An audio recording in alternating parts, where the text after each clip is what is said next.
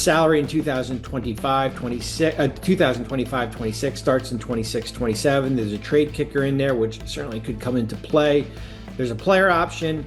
There is a 6-month restriction. So from the time Bridges signs the contract, which probably will be either on Friday or Saturday, it will be 6 months. He will be trade eligible before the February 5th trade deadline for Mikal Bridges. How that impacts New York, it's kind of a two-step process. We saw last year Jalen Brunson took a significant discount. Bridges took $6 million off. Every penny matters when we're dealing with the second apron here. When you look at New York, roughly $18-19 million below the second apron next year. How does that impact Mitchell Robinson?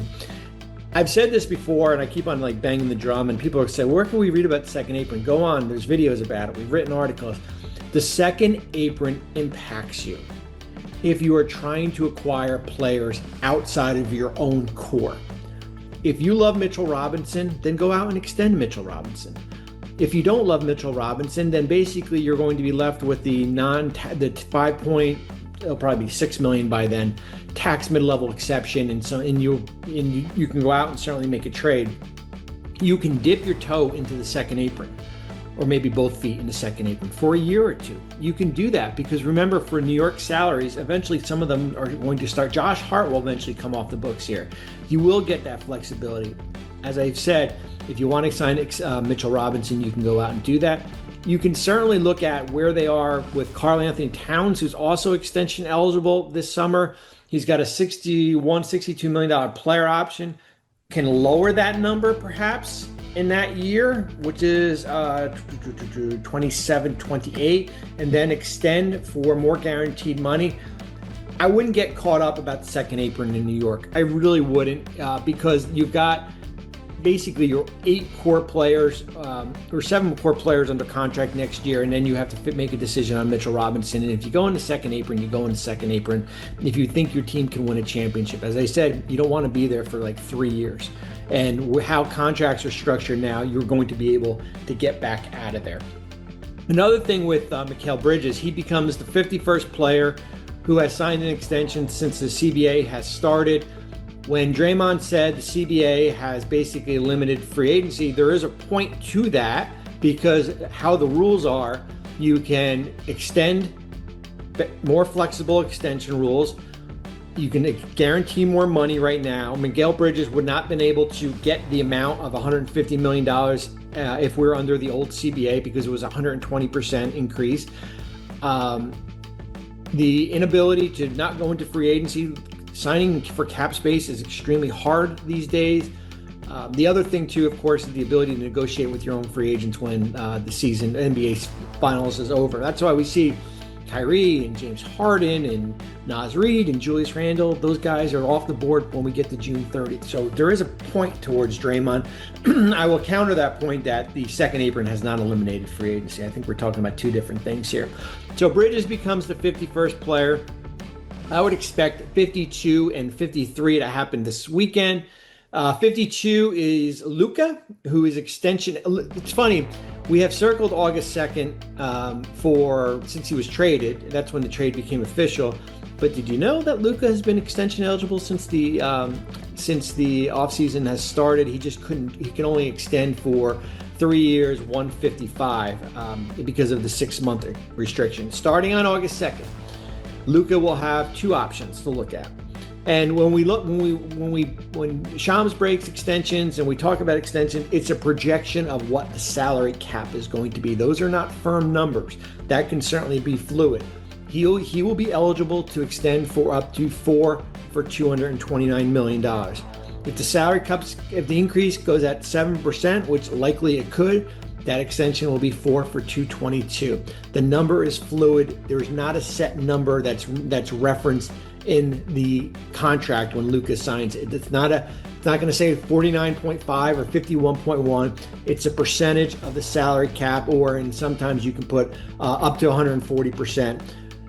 So when you're looking at Luka, you can either do the 4-year option, the 4-year contract, which is going to be in that 222 to 229. Okay, that's the max allowed. Or you can go short term. Short term would be 3 years projected to be 165.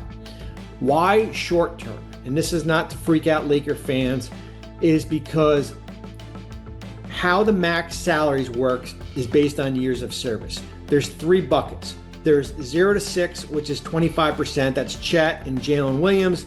There is the 7 to 9 years of service, which is Luka and De'Aaron Fox and Trae Young in that group. That's 30% of the salary cap. And then when you get to 10 years of service, it's those supermax guys, but it's 10 years of service also. It's 35% of the cap. So if Luka did a 3-year deal with a player option in year 3, that would be in the 2028 offseason when he has 10 years of service. So he would be able to sign as a free agent for 35% of the cap with the Lakers or another team. With the Lakers, the number is staggering. It's roughly 5 years, $417 million. The last year is $95 million. The number it just pops at you here. So I would say if I was a betting man and if I was advising Luka, I would probably go short term with a player option. And then basically you'll be able to get everything and then some what you lost when Dallas traded you. The next day is De'Aaron Fox. De'Aaron Fox is eligible, same numbers as Luka. They're both in that 7 to 9 years of service range. 4 years up to $229 million. Potentially could be 222. First year salary, which extension, which would be next year, 26-27, would be between $49 and $51 million. That is the last year Victor Wembanyama is on his rookie scale contract. Victor is extension eligible next year. What does that mean as far as from the Spurs perspective? You would have a little bit of cap space potentially in the summer of 2026 before Victor's number kicks in. De'Aaron Fox is a really good player. Is he a top 25 player? I don't think so. Is he a max player? That's for the Spurs to determine. Would he be a max player if you already had 2 max? If he was in Denver, would he, based on their finances, would he be a max player? No, I don't. I think you have to be careful handing out $51, $52 million contracts to really good players who are top starter level or who are not an all-star. And that's how I kind of stand. I'm not going to crush San Antonio if they don't give De'Aaron Fox a max contract, but I think everything is kind of circumstantial. Circle back a little bit to the Lakers real quick, and we'll put out some graphics when Luka does extend. Summer of 26 could have potentially $50 million in cap space. Summer of 27, nearly $100 million in cap room. This is without, certainly without LeBron on there. So they'll be able to shape that roster however they want to do. So those are the 2 extension guys to keep an eye on. Certainly